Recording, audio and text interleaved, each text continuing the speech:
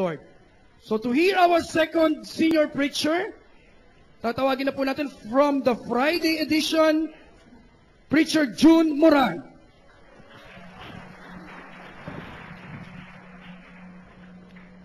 Magandang umaga po sa inyo lahat. Tayo po ay magsitayo at taas po natin ating mga Biblia. Sambitin po natin, sabay-sabay. Handa na po ba kayo? Ito ang Biblia ko, salita ito ng Diyos, kailangan ko ito, pagtatatagin ako nito, babaguhin ako nito, pagpapalain ako nito, at binabasa ko ito. Do you believe on that? Ang title ng aking message ay pinamagatang GIGO. Ito isang IT terms ng ibig sabihin ay garbage in, garbage out, na kung anong pinasok mo, yun ang lalabas. Buksan po natin ang ating mga Biblia sa Book of Proverbs, chapter 23, verse 7.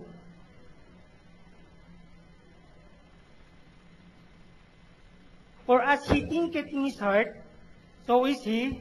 Eat and drink, saith he to thee, but his heart is not with thee.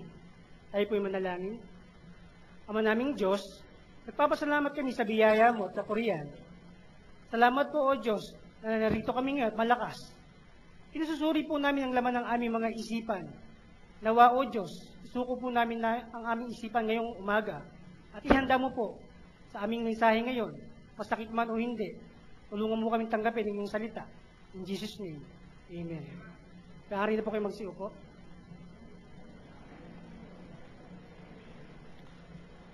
Ang sinasabi rito ng Book of Proverbs, ito ay punong-puno ng katalinuhan, ng advice ng isang hari na pinakamatalinong nabuhay sa daigdig, pinakamakapangyarihan, at pinakamayaman.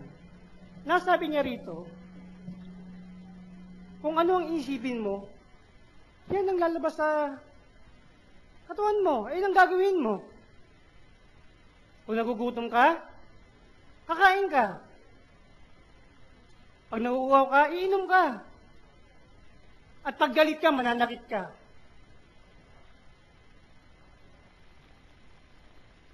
Bilang isang Kristiyano, no, kung ano ang laman ng ating isipan, nagmamanifest yan sa ating mga ginagawa, sa ekspresyon ng iyong mukha. Kahit di mo sabihin, makikita yan. Ito nga sinasabi ng Book of Philippians, so, chapter 4, verse 8.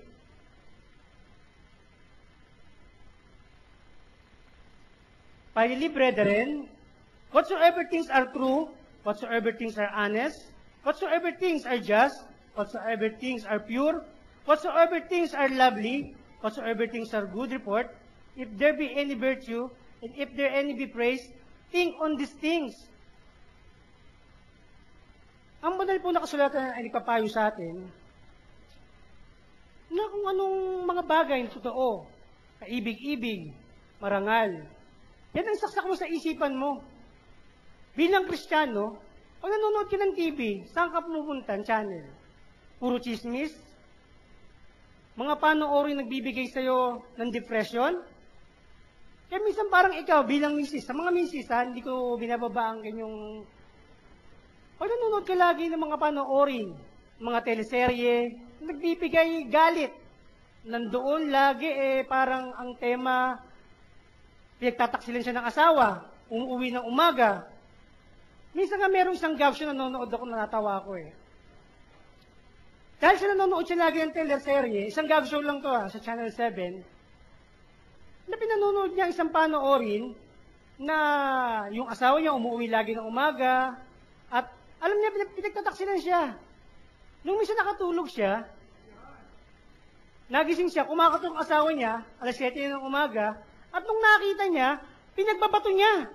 At hinambalos niya pa ng nahawakan niyang kahoy. Ngayon, nung nakaupo ni asawa niya duguan, tinanong niya, bakit inumaga ka? Hindi mo nakalimutan mo ba? Sa call center ako nagtatrabaho, graveyard shift ako.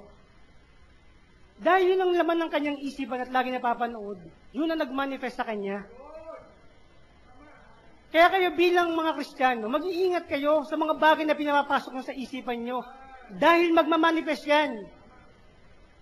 Di ba nga sa sports? Ano mga training ng mga basketball? Memory muscle ang tinatrain nila. Galaw lang ng galaw. Yun lang lagi ang tinatatak ng mga coach nila. At kapag dumating na sila sa laban, yung memory muscles na yan, automatic yan, nagboboluntaring gumagalaw. Dahil yun ang pinasok sa isipan ng mga coach nila. Maging sa martial arts, kaya nagiging biyasa ang mga yan. Paulit-ulit na pinapasok ng mga masters nila, yung mga drills na ginagawa sa kanila. Kaya yun, nagiging mas magaling sila. At without thinking na nga, gumagalaw sila. Dahil yun ang nakapasok na nakarecord sa isipan nila. Kaya bilang Kristiyano, mag-iingat kayo sa mga pinapasok na sa isipan nyo. Dahil nilalasin nyo ang mga isipan ninyo.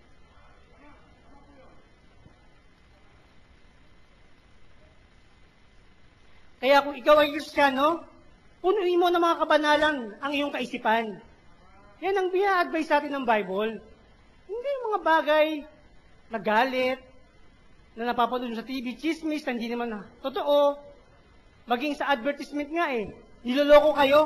Pero mo, iinom ka ng energy drink, mabubuhat mo yung bus. Hindi naman bang ganon? Hindi ka makakatulog, sabi nga ni Pastor. 24 hours ng gising. So, maraming panoorin na sa tingin mo, sa pamantayan ng mundo ay totoo. Pero ito hindi totoo. At minsan, nagbibigay pa nga ng pangamba sa iyong isipan. Dahil yan ang mga pinasok mo. Kaya nga sabi ng Bible, ang ilagay mo sa iyong mga isipan, mga bagay na totoo, kaibig-ibig. Yan ang dapat yung tagayin. Makikita sa mga mukha niya bilang Kristiyano. At sabi nga sa Romans chapter 12, Verse 2,